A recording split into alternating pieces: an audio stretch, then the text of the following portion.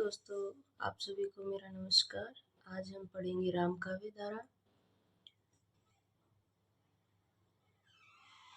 कलि कुलिस जीव निस्तार हित वाल्मीकि तुलसी भयो।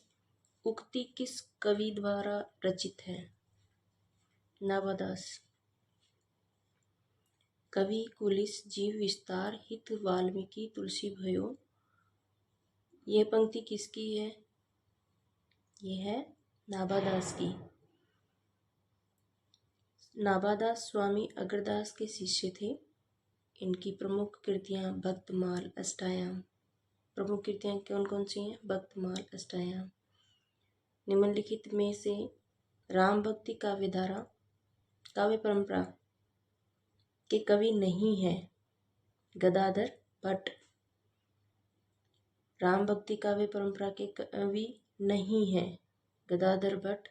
कृष्ण भक्ति परंपरा के गौड़ीय संप्रदाय के कवि यह रघुनाथ भट्ट गोस्वामी के शिष्य तथा भागवत के अद्वितीय वक्ता, जबकि गोस्वामी तुलसीदास नाभादास तथा हरदेराम भक्ति परंपरा के कवि हैं।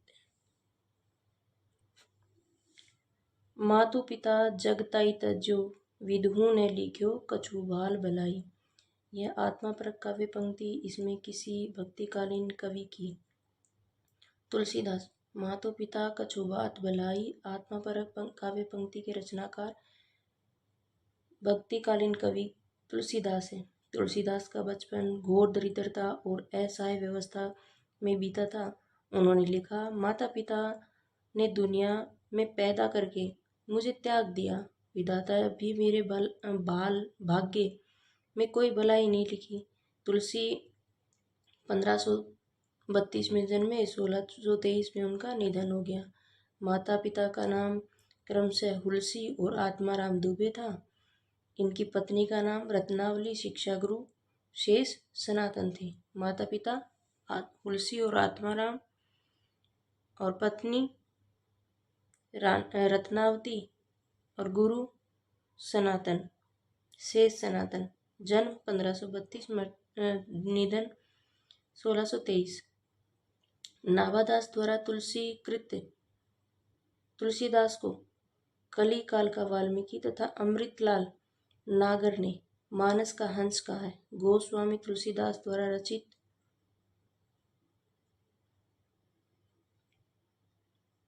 12 ग्रंथ प्रमाणिक माने जाते हैं।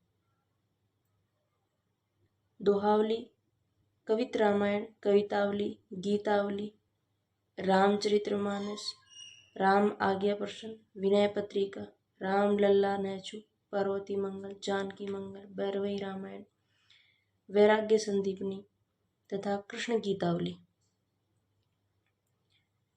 गोस्वामी तुलसीदास की भक्ति किस प्रकार की भक्ति है? गोस्वामी तुलसीदास की दास्य भाव की भक्ति है और मीराबाई की कांत भाव की। गोस्वामी तुलसीदास की भक्ति दास्य भाव की है। गोस्वामी तुलसीदास 1532-1623 के पिता का नाम गोस्वामी तुलसीदास के पिता का नाम आत्माराम दुबे, माता हुलसी दे, पत्नी रत्नावली। इन्होंने दीक्षा किनसे ली? नरहरियानंद से। किनसे ली? नरहरियानंद से। गोस्वामी तुलसीदास राम भक्ति शाखा के प्रतिनिधि कवि हैं। तुलसीदास रामानुजाचार्य के श्री संप्रदाय और विशिष्टाद्वैतवाद से प्रभावित थे। तुलसीदास जी ने रामचरितमानस में विनय पत्रिका, रामलीला नैचु, दोहावली, भैरवी रामायण, रामाज्ञा प्रश्न, गीतावली जैसी प्रसिद्ध काव्य कृतियों की रचना की है। तुलसीदास की रचनाएं कौन कौन सी हैं? रामचरितमानस, विनय पत्रिका, कृष्ण गीतावली, रामलीला नैचु, दोहावली, भैरवी रामायण, रामाज्ञा प्रश्न, गीतावली जैसी प्रसिद्ध काव्य कृतियां इनकी रचनाएं हैं। राम भक्ति काव्य धारा से संबंध कवि नहीं है। राम भक्ति काव्य धारा से संबंध गदाधर भट्ट कृष्ण भक्ति काव्य धारा से संबंधित कवि है। राम भक्ति शाखा के प्रमुख कवि और उनकी रचनाएं।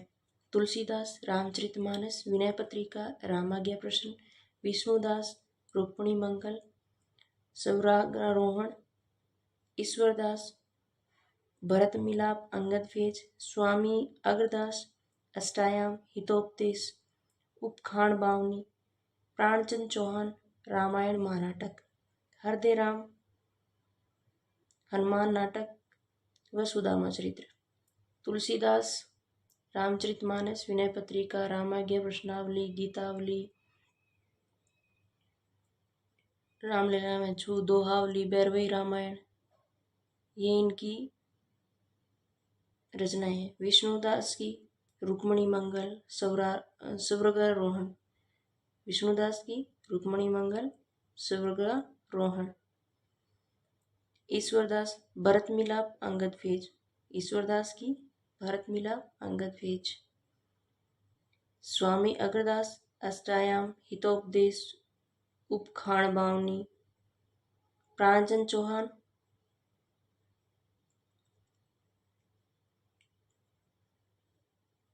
रामायण महानाटक, प्राणचंद चौहान रामायण महानाटक, हृदय राम हनुमान नाटक, सुदामा चरित्र, हृदय राम हनुमान नाटक, सुदामा चरित्र।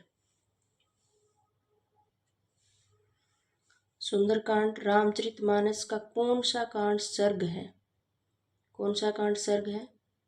5वां। सुंदरकांड रामचरितमानस का 5वां कांड सर्ग है। रामचरितमानस के 7 कांड का सोपान है। क्रमशः इस प्रकार है। पहले बालकांड, अयोध्या कांड, अरण्य कांड, किष्किंधा कांड, सुंदरकांड, लंका कांड और उत्तरकांड। बालकांड हुआ पहले, बीकासूल के नाम से भी याद कर सकते हो इसको। बालकांड, अयोध्या कांड, अरण्य कांड, किष्किंधा कांड, सुंदरकांड, लंका कांड और उत्तरकांड। सुंदरकांड में हनुमान जी द्वारा सीता की खोज में राक्षसों के संहार का वर्णन किया गया है। यह दोहा चौपाई छंद में लिखा गया है। अयोध्या कांड को रामचरितमानस का हृदय स्थल कहा जाता है। रामचरितमानस की रचनाएं तुलसीदास जी ने संवत 1631 ईस्वी में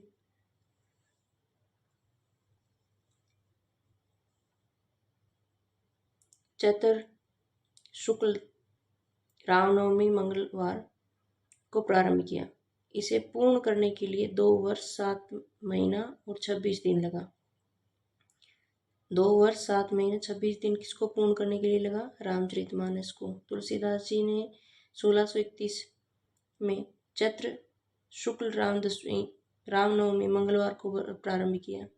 तुलसीदास जी वैराग्य संदीपनी, रामाज्ञा प्रश्न, कवितावली, विनय पत्रिका, गीतावली, पार्वती मंगल, जानकी मंगल और अनेक महत्वपूर्ण ग्रंथों की रचना की है। सियाराम मैं सब जग जानी, करहूँ प्रणाम जोरी जुग पानी। उपयुक्त पंक्ति में तुलसीदास ने किस दार्शनिक सिद्धांत की व्यंजना की है? विशिष्टोद्वैत सिद्धांत।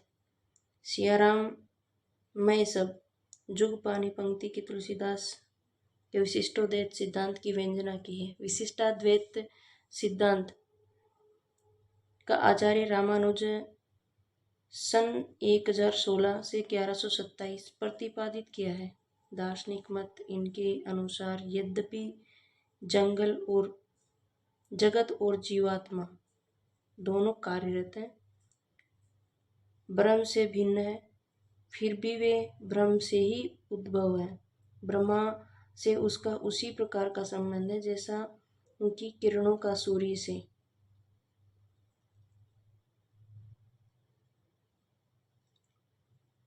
अतः ब्रह्म होने पर भी अनेक है।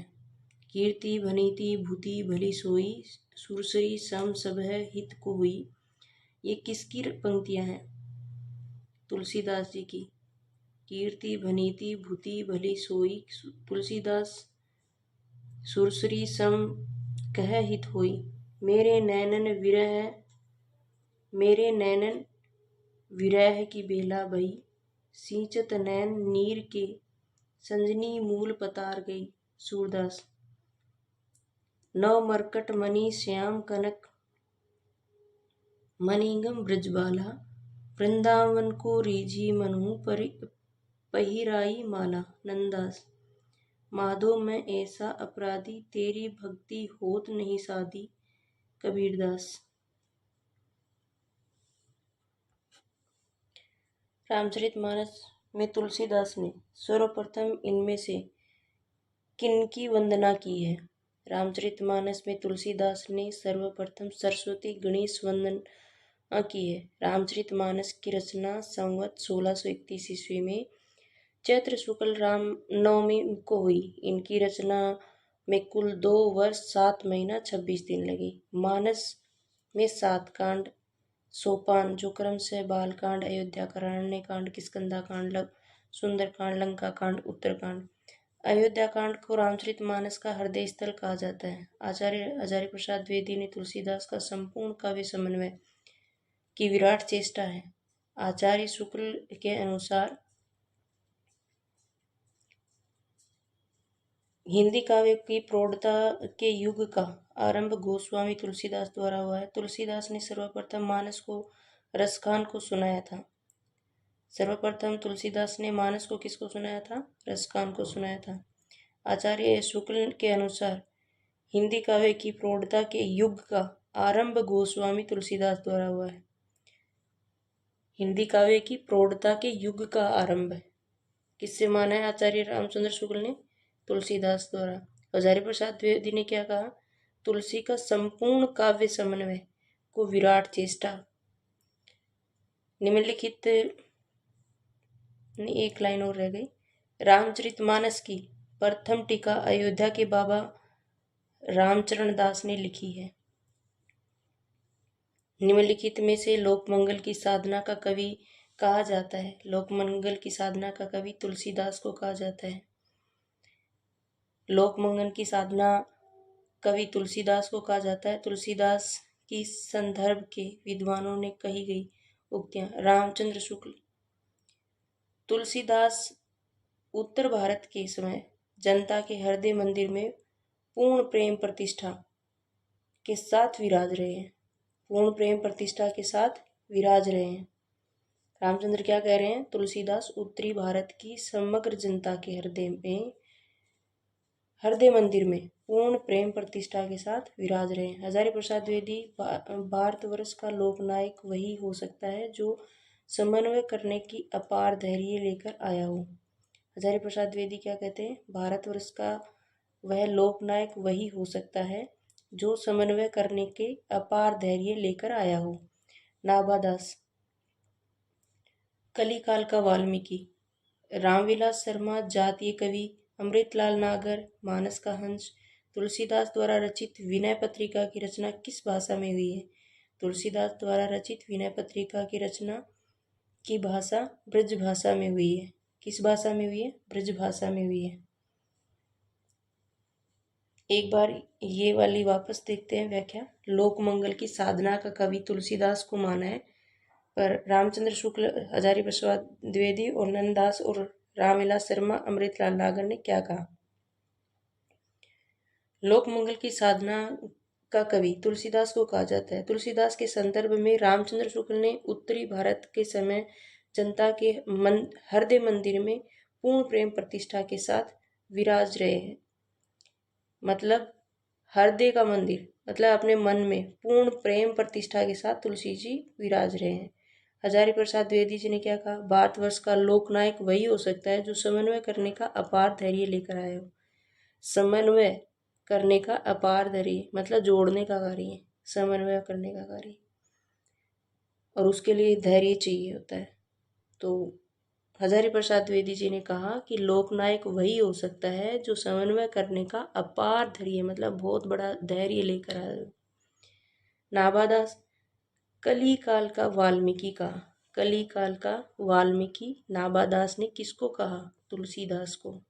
कलिकाल का वाल्मीकि। रामविलास शर्मा, जातीय कवि। अमृतलाल नागर, मानस का हंस। अमृतलाल नागर, मानस का हंस। तुलसीदास द्वारा रचित विनय पत्रिका की रचना किस भाषा में हुई है? ब्रज भाषा में।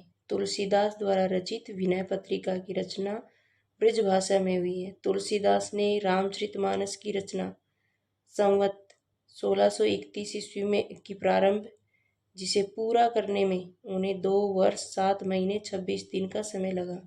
तुलसीदास की रचनाओं का सामान्य परिचय। रामचरितमानस, अवधि, वैराग्य संदीपनी, ब्रज, रामलला, नैचु, अवधि व दोहावली। रामचरितमानस की रचना 1631 और निधन कब हुआ था? 1632 में। 1632 में ही हुआ था। तुलसीदास की रचनाओं का सामान्य परिचय। रामचरितमानस अवधी भाषा में, वैराग्य संदीपनी ब्रज भाषा में, रामलला नैचु अवधी भाषा में, दोहावली ब्रज भाषा में। जानकी मंगल अवधी भाषा में, कवितावली ब्रज भाषा में, पार्वती मंगल अवधी भाषा में, गीतावली ब्रज भाषा में, भैरवी रामायण अवधी भाषा में, कृष्ण गीतावली ब्रज भाषा में, रामाज्ञा प्रश्नावली अवधी भाषा में, विनय पत्रिका ब्रज भाषा में। अब अवधि की कौन कौन सी हैं?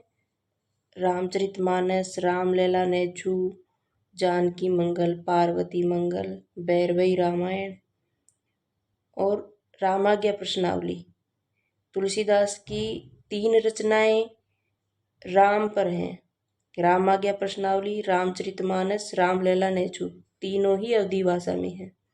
2 मंगल हैं, पार्वती मंगल, जानकी मंगल, ये भी दोनों अवधी भाषा में हैं।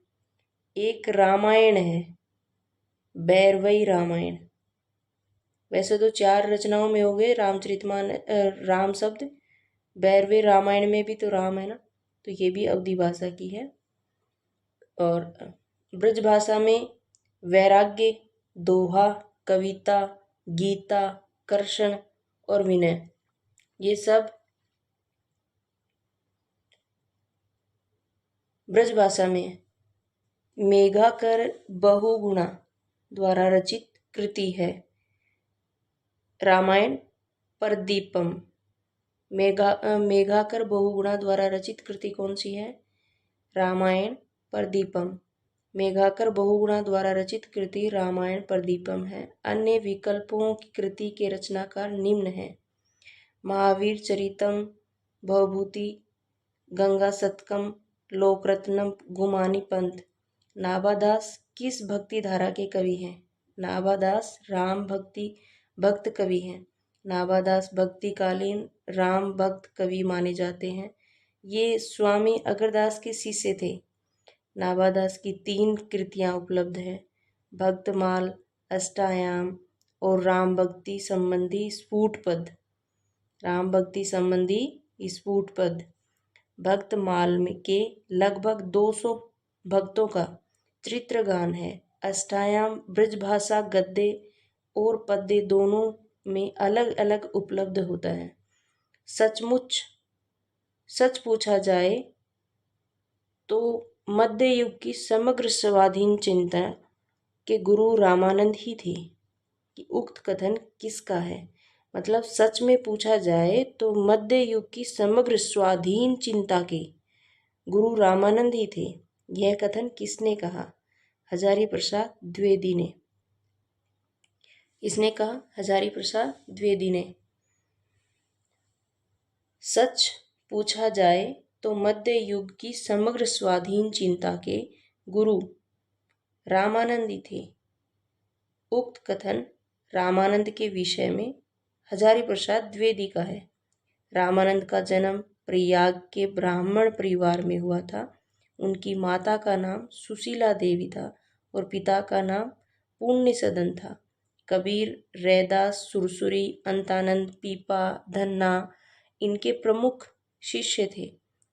स्वामी रामानंद द्वारा स्थापित रामानंदी संप्रदाय को ही रामावत संप्रदाय कहा जाता है। रामानंद के प्रमुख ग्रंथ रामार्चन पद्धति, राम रक्षा स्त्रोत, आनंद भाष्य, वैष्णव ताज भास्कर, योग चिंतामणि, सतनामी पंथ। कौन कौन से रामानंद के ग्रंथ? श्री रामार्चन पद्धति, राम रक्षा स्त्रोत, आनंद भाष्य, वैष्णव ताज भास्कर, योग चिंतामणि और संतनामी पथ। मतलब राम की अर्चना करने की पद्धति, राम की रक्षा करने का स्रोत, आनंद का भाष्य, वैष्णव ताज भास्कर, योग की चिंतामणि और सतनामी पंथ रामानंद के द्वारा लिखे गए ग्रंथ हैं। रामानंद के माता का नाम सुशीला देवी, पिता पुण्य सदन। रामानंद का जन्म कहाँ हुआ? प्रयाग के ब्राह्मण परिवार में हुआ। कबीर, रैदास, सुरसुरी, अंतानंद, पीपा, धन्ना इनके प्रमुख शिष्य थे। रामानंद के शिष्य कौन कौन हैं?